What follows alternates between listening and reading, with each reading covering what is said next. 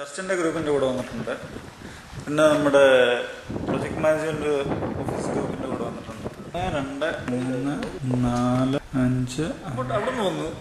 അതുകൊണ്ട് അതെടുക്കാതെ വേറെ എന്തെങ്കിലും തെരഞ്ഞു പോകാനായിട്ട്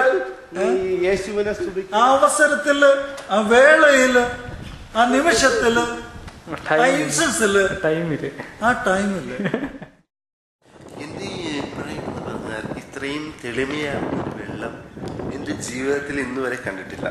അതായത് ആ ഒരു കിടപ്പിന്റെ ഒരു അവസ്ഥ പറയാൻ, കിടപ്പുള്ള ആ ഒരു നദിയുടെ കിടപ്പും കലകള ശബ്ദവും രാത്രിയുടെ ഒരു അന്ത്യയാമങ്ങളിൽ ഈ നദിയുടെ ഒരു സംഭവം, ആ ഒരു നൊസ്റ്റാൾജിക് മൊമെന്റ്സ് എനിക്ക് ഇവിടെ നിന്ന് പലതും അനുഭവപ്പെടുകയാണ്.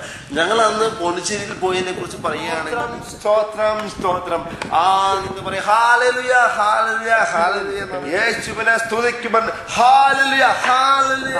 ഈ ദൈവത്തിൻ്റെതായ ഒരു അസ്തമയ സൂര്യത്തെ കാണുവാനുള്ളത്, നിങ്ങൾ കാണുവാനുള്ളത്, ഞാൻ പറയാനുള്ളത് ഈ ദൈവമാണ് ഈ സൂര്യനെ നമ്മൾ അസ്തമിക്കുന്നത്. നമ്മൾ ഇവിടെ നിന്നുമ്പോൾ നമുക്ക് കാണാൻ പറ്റുമോ? സ്തുതിക്കുവാൻ ഹല്ലേലൂയ. ആ സൂര്യൻ ആ കാർമേഘത്തിന്റെ ആ വിടവിൽ മറഞ്ഞിരിക്കുകയാണ്. നിങ്ങൾ 5 മണി 6 മണിയാകുമ്പോൾ വരുമ്പോൾ നിങ്ങൾ സ്തുതിക്കുവൻ, യേശുവിനെ സ്തുതിക്കുവൻ, നിങ്ങൾക്ക് സുഖം കിട്ടുവൻ, നിങ്ങൾ ആ യേശുവിൽ പ്രാപിക്കുവൻ എന്നുമാണ് എനിക്ക് പറയാനുള്ളത്. Hallelujah hallelujah.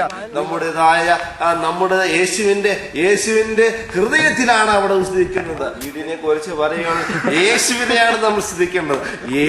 യേശുവാണ് ആ വീട് പണിയുന്നത്. യേശുവാണ് നമുക്ക് ഈ ലോകം തന്നിരിക്കുന്നത്. യേശുവിൽ നമ്മൾ പ്രാപിക്കുവാൻ, യേശുവിന്റെ മുന്തിരിത്തോട്ടത്തിൽ നമ്മൾ മുന്തിരിങ്ങ കുലകൾ പറിച്ച്, ആപ്പിൾ പഴങ്ങൾ പറിച്ച് യേശുവിൻ്റെതായ നടുവിൽ നമ്മൾ ചേരുന്നതായിരിക്കും.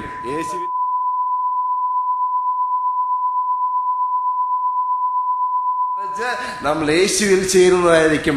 നിങ്ങൾ പ്രാർത്ഥിക്കുവൻ, നിങ്ങൾ ഇപ്പോൾ പ്രാർത്ഥിക്കുന്നവൻ, നിങ്ങളുടെ മരണശേഷം നിങ്ങൾ യേശുവിൽ ചേരുന്നതായിരിക്കും എന്നാണ് എനിക്ക് പറയാനുള്ളത്.